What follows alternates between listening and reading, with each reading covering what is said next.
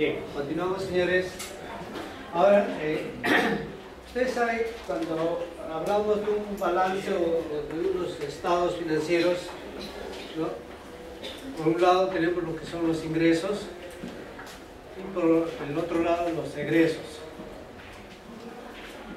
En la contabilidad pública, a los ingresos se les llama fuente de financiamiento y a los egresos, la forma agregada de indicar esto se les llama grupos genéricos del gasto.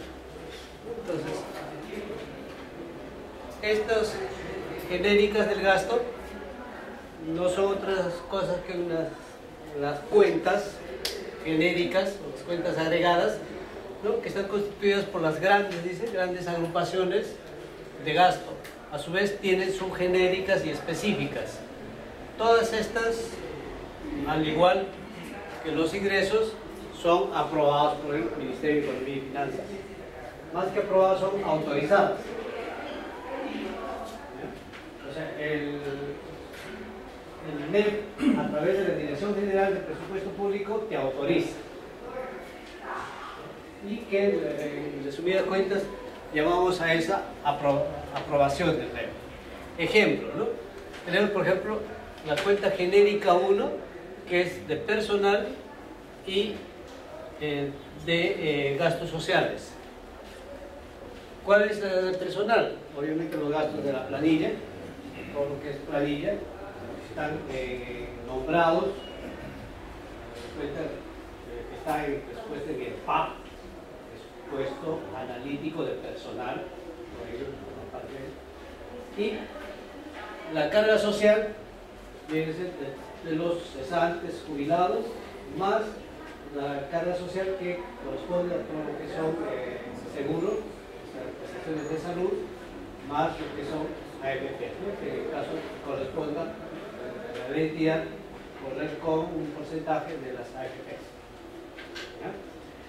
En el caso de pensiones, perdón, acá es estas son las cargas sociales, y acá tienes lo que son pensiones y prestaciones, los jubilados y todo.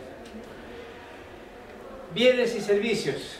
Bueno, como su nombre dice, todo lo que corresponde a adquisición de bienes y a la contratación de servicios, que en gran parte estas va a corresponder para lo que viene a ser la aplicación de la normativa de contrataciones del Estado. Esta es una de las genéricas que tiene que ver con contrataciones del Estado. Ahora, todo, no todo. Eso vamos a ver. O sea, pero esta es una de las cuentas. La otra cuenta es la 4, la 5 y la 6. La 6 que son activos no financieros. En otras palabras, todo lo que viene a ser proyectos y viene a ser obras. ¿Ya? Ahí no confundamos proyectos con obras, porque una obra, si bien es cierto, es desenlace de un proyecto, sin embargo, como su nombre explícito dice, es ejecución de obras. En cambio, puede ser un proyecto no necesariamente para obras. Puede ser un proyecto, por ejemplo, informático. Un proyecto informático está constituido, por ejemplo, el CIAP.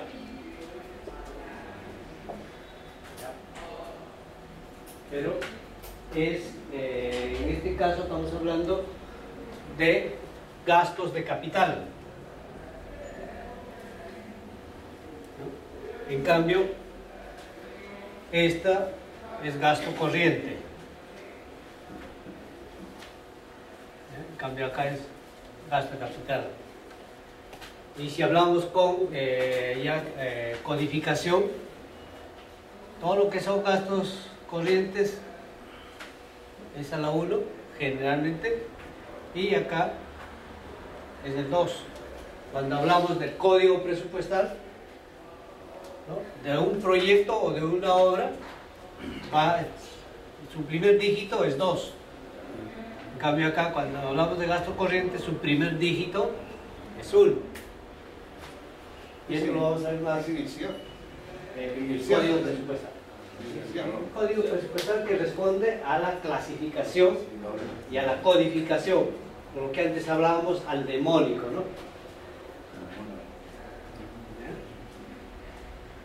Ahora ya no se habla de mnemónico, sino se habla de código presupuestal, que va bajando desde el grupo genérico, baja a la subgenérica y luego a la específica. A la específica con el primer y segundo nivel, ¿no es cierto?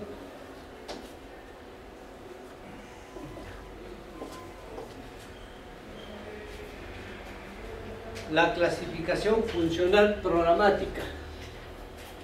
Esta ya es, como su nombre indica, es funcional, de funciones de la entidad, y programática de acuerdo a su programación presupuestal, que responde, ¿no? Dice, estructura que agrupa a las principales líneas de acción del Estado en 3 niveles. Cuando hablamos de líneas de acción del Estado, o sea, el Estado ya tiene prefijado cuáles son esas líneas de acción para todo el aparato público. Y esa te va a estar indicando por función, que es lo primero. ¿Ya? Luego sigue el programa, el subprograma, ¿no? Con la finalidad de controlar los costos de cumplimiento de sus funciones, de sus objetivos y sus metas. O sea, si ustedes se abstraen y hablamos de un POI, de un plan operativo institucional, ¿no? Y comenzamos a hablar cuánto tenemos por cada uno de las funciones, de las funciones de los programas, subprogramas y sus específicas, ¿no? Entonces, todas estas van a estar contabilizadas. El presupuesto, ¿qué cosa es? Es la expresión cuantitativa de un plan operativo. Es otra cosa. Si ustedes analizan, revisan los anexos de la ley anual de presupuesto y entran a ver cualquier entidad, ingresas y llegas a ver que te determina, ¿no? Por la función, el programa, el subprograma y sus específicas, cada uno por su modo, y tienes el presupuesto institucional total por cada uno de tus entidades. Si estamos hablando de apertura, pues vas a tener el PIA de cada uno de tus entidades.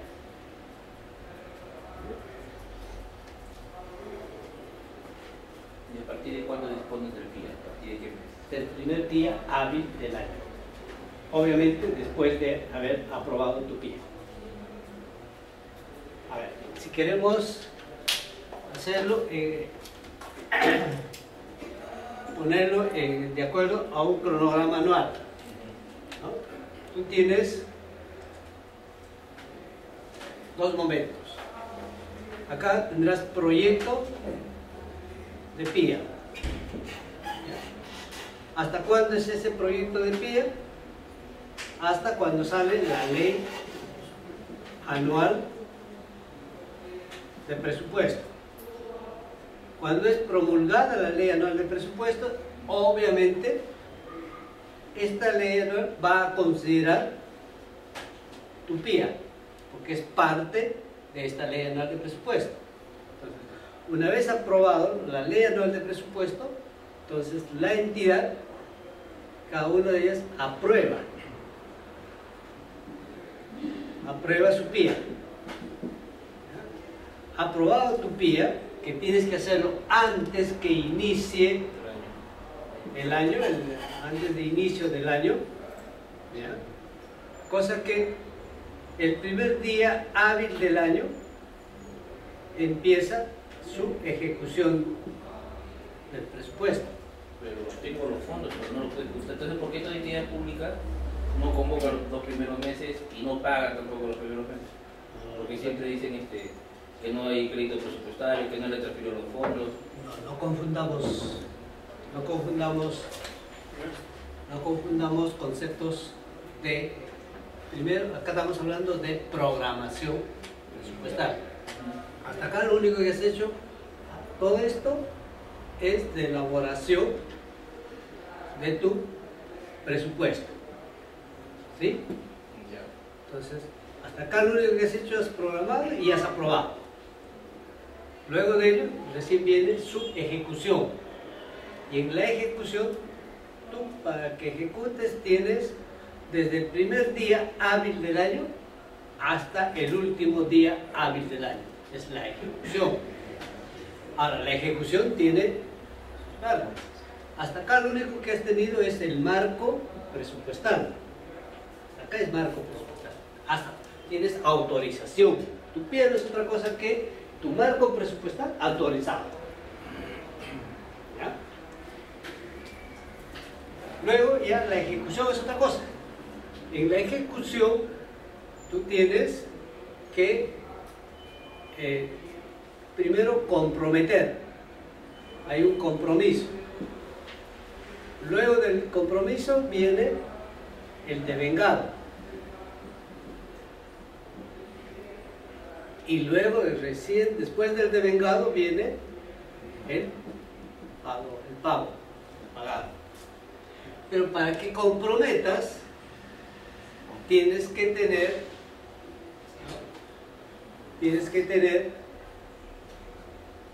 por ejemplo, hablando de contratación pública, tienes que tener contrato. Para que tengas contrato, ¿qué tenías que haber hecho? Tu proceso de selección. Para que hagas tu proceso de selección, antes, ¿qué haces? Actos preparatorios. ¿Ya? Una vez pasados tus actos preparatorios, o sea, si tú quieres secuencialmente, tienes tres fases, ¿sí? Tienes actos preparatorios, tienes la selección y tienes la ejecución contractual. Pues bien, en tus actos preparatorios haces todo lo concerniente para que convoques. Para convocar, uno de los requisitos fundamentales es que tengas la certificación presupuestal. ¿Ya? Pero para que tengas certificación presupuestal, como has hecho actos preparatorios, ¿no? Uno de ellos es de que tengas o no plan anual de contrataciones. Para que tengas tu plan anual de contrataciones, tengas definido, tienes que tener tu marco presupuestal. Bien, mira, bien, tienes ahí tu PAC, y recién haces los demás actos, recién acá convocas. Al convocar tienes certificación presupuestal. ¿Qué te dice la certificación presupuestal? Te dice de que para este objeto de tu proceso de selección sí hay recursos, hay plata, están certificando. Pero para que comprometas, tienes que haber hecho el proceso. Haces todo el proceso, todas las acciones que conllevan tu proceso, y tienes que haber definido con quién contratas. Y no solamente definido con quién contratas, tiene que haber el contrato. Esto tiene que ir acá para que recién comprometas. Una vez comprometido, ¿no? Ya viene lo después para que pagues.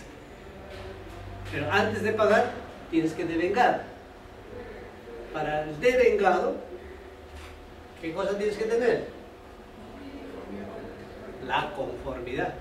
Acá es la conformidad, ¿no? Para eso que vas a tú devengar.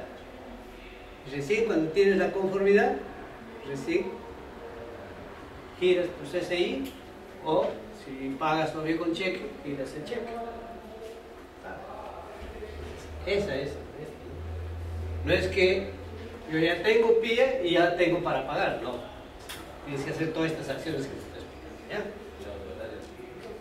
Rodríguez, gracias por tu pregunta, porque si no, no nos centramos ahí y a veces nos cruzamos de conceptos. Bien, entonces, ¿qué decíamos acá? El clasificador funcional programático. Por si acaso, esto... Sí, dime. Una consulta.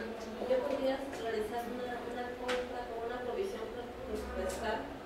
O sea, por decir, nosotros tenemos una disponibilidad para la compra de alimentos, pero en ese momento no se aprobaba el PIA todavía. Nos dieron una provisión con cargo al presupuesto del 2013. Muy bien. ¿Qué ha pasado ahí?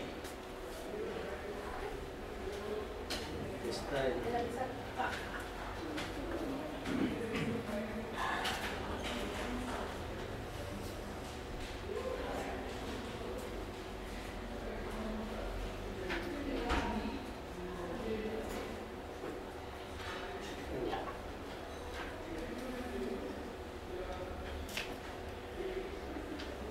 Ahí podemos tener lo siguiente, ¿eh?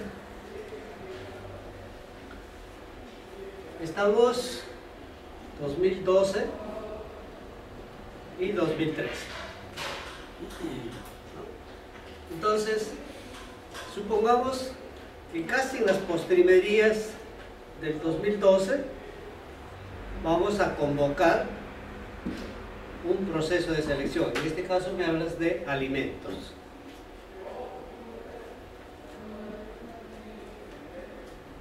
Condición número 1 para convocar, ¿qué les dije? Que tenemos que contar con el famoso certificado o certificación presupuestal. ¿Qué te tiene que decir esta certificación presupuestal?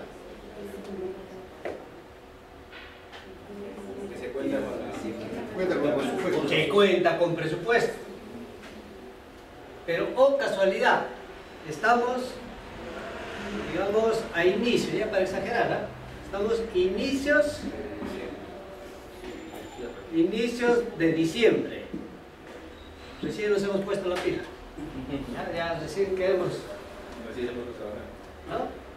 Y resulta que estamos con, es una menor cuantía, ya, lo vamos a hacer rapidito. Es una menor cuantía para un suministro de alimentos. Y este suministro de alimentos, un poco para que me entiendan, no solamente va a ser por este periodo que queda, sino va a pasar quizás a inicios del primer trimestre, hasta el primer trimestre. A inicios de diciembre, ¿tenemos aprobado el PIA? Probablemente que no, porque ni siquiera sale la ley anual de presupuesto. La ley anual de presupuesto generalmente se aprueba dentro de la primera quincena del mes de diciembre. Generalmente digo, por ejemplo este año, o para este año se aprobó el 8 de diciembre, o el 8 de diciembre creo que fue publicado. Pues bien, como estaban los primeros días, la certificación presupuestal nos va a decir que para este periodo contamos con tanto de presupuesto, que está en el presupuesto del 2012, que eso sí está aprobado, oleado y sacramentado. Pero para el 2013, no, nada. Pero sí, ¿dónde tenemos esas cifras? Lo tenemos en nuestro proyecto de PIA. De tal forma que el artículo,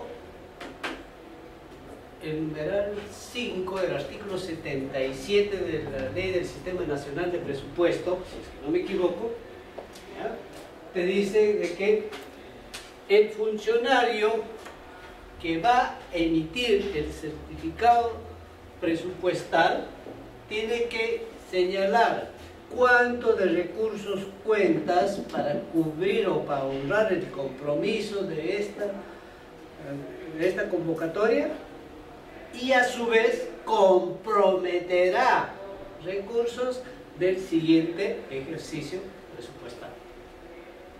Entonces, a pesar que no tienes aprobado el PIA, pero en la certificación presupuestal efectúas la anotación correspondiente comprometiendo recursos del siguiente ejercicio.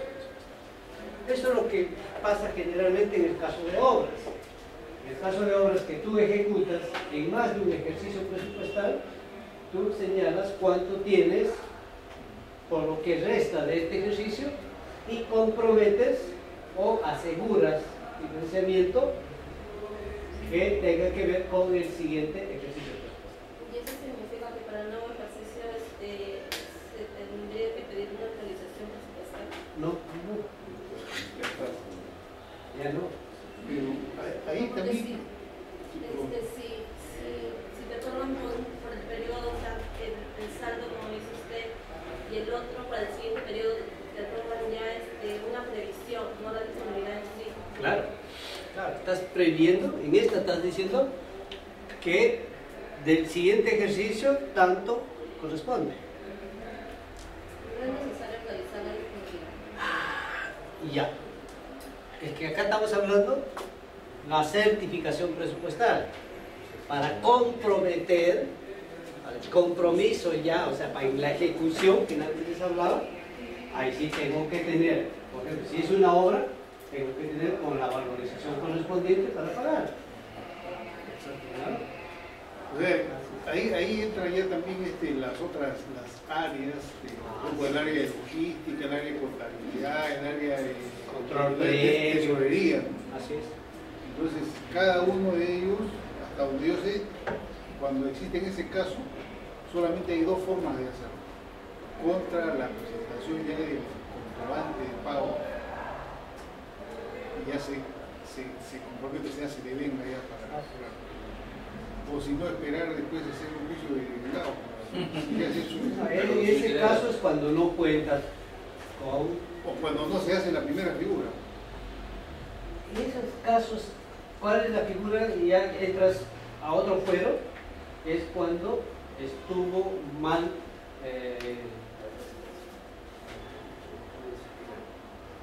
bueno, hablemos más claramente, mal presupuesto. O bien la programación, o bien la ejecución estuvo mal, y ya tú tienes que entrar a otra figura, ¿no?, que ya compromete.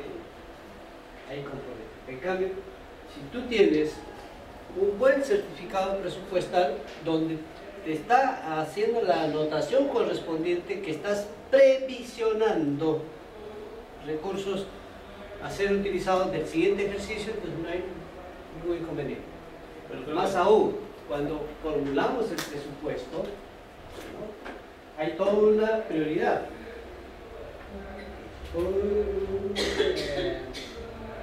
Una escala de prioridad, ¿no?, que te dice que lo último eso para nuevos proyectos, para los proyectos en curso o tus contratos en curso, tú tienes que comprometer los recursos del siguiente ejercicio, ¿no? Hasta donde sé, el CIAF a partir del 2012 no iba a aceptar los compromisos por factura, sino automáticamente también iba a pedir las conformidades. Y en el caso de obras, pues, anteriormente siempre se pedía la programación, terminaba el año y me daba la versión 1, y eso ahora por allá de 4 o 5 meses, entonces se pedía el contratista de facturas adelantadas y se hacía una programación, ¿no?, para la primera versión esta, la segunda versión esta y después la factura. Pero cuando se con amigo logística dice que no, ahora ya no. Se pide necesariamente la conformidad. Y para dar la conformidad tengo que presentar la forma física, la valoración. Así es. Antes tú podías comprometer y después hacer calendario. Sí. Ahora no. No hay calendario, no hay calendario, solo que se paga. Claro, ahora tienes que tener tu PCA. Y el PCA es después del compromiso y antes del delegado. Antes tú hacías tu compromiso, ¿no?, y eso te respondía a tu calendarización, incluso mensual, ¿no? Tu calendario que te habían asignado, tú podías ahí dialogar, ahora no. ahora ya tienes que tener conformidad para cada conformidad. Y ¿quién da la conformidad? No da el Tesoro Público, no da el área, digamos, del órgano encargado de la contratación, no. Era el área usuario. El área usuario. Y es para todos los gastos, ¿no? Bien. Lo que les estaba diciendo acá, este clasificador, señores, por si acaso, son solamente utilizados por los 3 niveles de gobierno: gobierno nacional, gobierno regional y gobierno local. Este clasificador no es utilizado por las empresas de FONAFE y por las empresas o las entidades con tratamiento empresarial.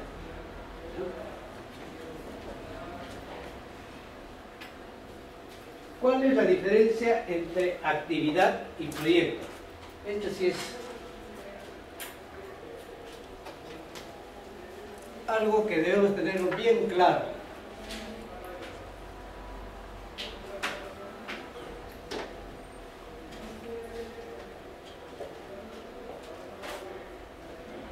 A ver, ¿quién me dice cuál es la diferencia?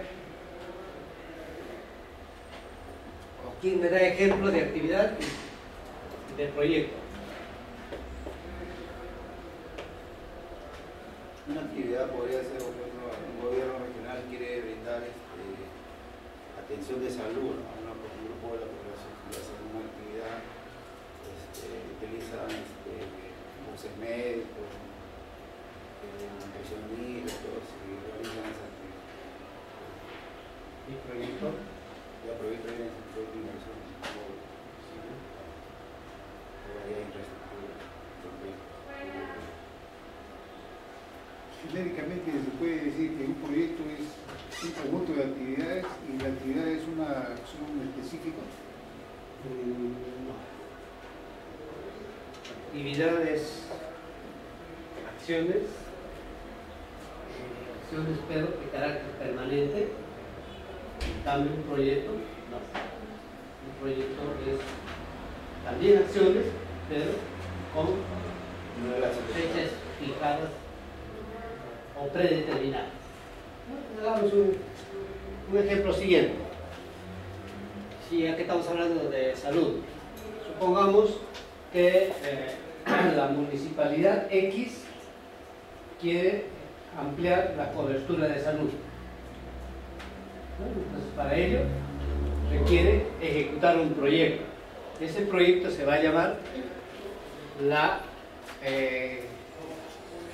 construcción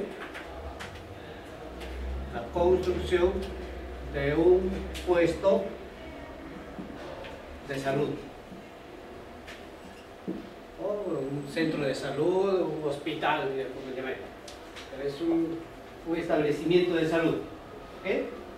Entonces, este establecimiento de salud, ¿qué va a requerir? Va a requerir primero que construyamos la edificación, ¿sí? La infraestructura, luego el equipamiento, más el personal respectivo. Entonces, para esto, ¿qué te dice las normas del manejo presupuestal? Te dice que tengas que efectuar, ¿no?, los estudios de preinversión de acuerdo a lo que te norma el Sistema Nacional de Inversión Pública. Entonces, vas a tener que contar con sus estudios de preinversión y quizás con su estudio de inversión, que nosotros le vamos a llamar el expediente técnico, ¿sí? Nosotros sabemos que desde que empezamos a contar con el código correspondiente del SPRIP, ¿no?, se inicia, o sea, acá empezamos a tener el inicio de lo que vendría a ser los actos, digamos, los actos preparatorios para la ejecución propiamente del centro de salud. ¿Ok? Contado el expediente técnico, ¿no? Recién, para ya tener el contratista que va a ejecutar, hacemos, ¿qué cosa? ¿Qué hacemos? El proceso de selección, ¿no? Okay. La ejecución del proceso de selección, y hemos determinado el contratista que va a ejecutar. Entonces, una vez suscrito el contrato, vendrá la ejecución primero de la infraestructura, ¿no? Primero de la infraestructura, luego equiparé